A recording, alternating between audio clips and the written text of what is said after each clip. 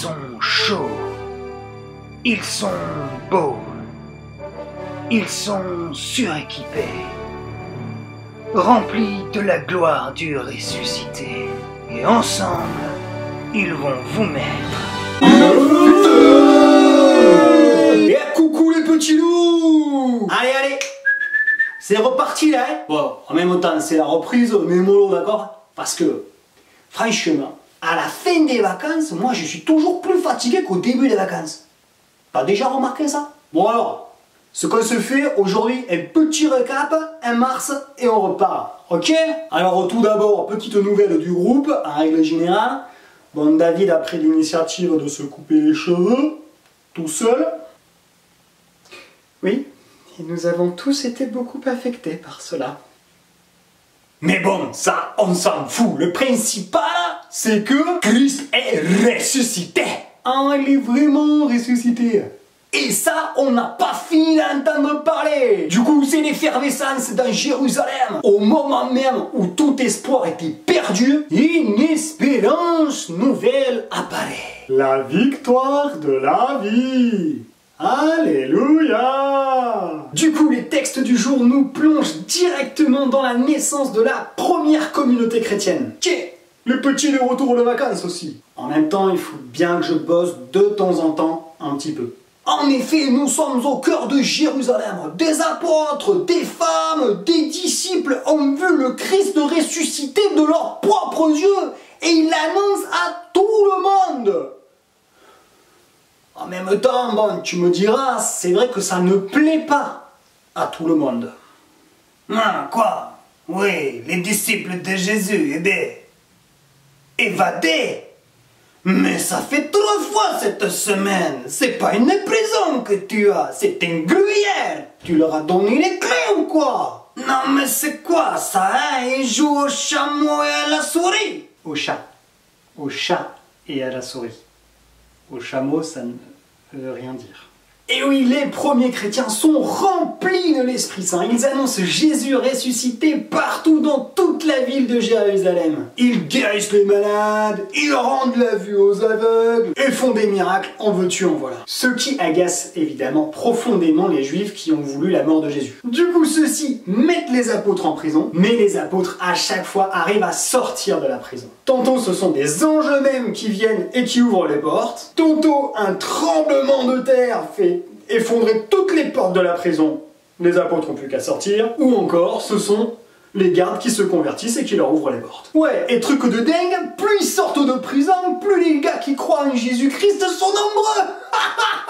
Du coup, bon, on est pris entre les persécutions d'un côté, c'est-à-dire des gens qui veulent faire du mal, voire tuer les disciples qu'ils appellent de la secte du Nazoréen. Et oui, tout à fait, Gus, car avant d'être appelés les chrétiens, les disciples de Jésus faisaient partie de la secte du Nazoréen. Secte parce que petit groupuscule religieux nouvellement arrivé sur le marché, et Nazoréen car Nazareth, Jésus de Nazareth, Nazaro, Nazareth... Enfin, c'était Nazareth. Et dans le même temps, de plus en plus de personnes qui croient en la bonne nouvelle annoncée par les apôtres qui sont pleins du feu de l'Esprit Saint, disons-le clairement. Merci Gus pour ce beau résumé historique. Nous ne manquerons pas de suivre avec attention les prochaines aventures palpitantes des premiers chrétiens de l'histoire dans les prochaines vidéos. Avant de se quitter, on a décidé avec toute l'équipe de jouer les prolongations. En effet, dimanche 19 avril, c'était le dimanche de la miséricorde. Alors, pour ceux qui n'ont pas encore demandé pardon à leurs frères, à leurs sœurs ou toute autre personne, eh bien, allez-y maintenant. Non, moi, j'ai tout mon temps, quoi.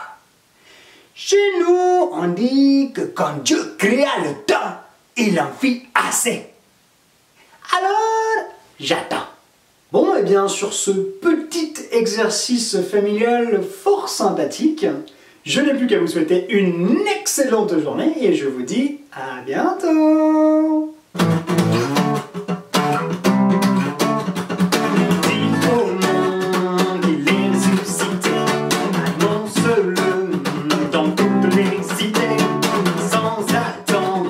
C'est une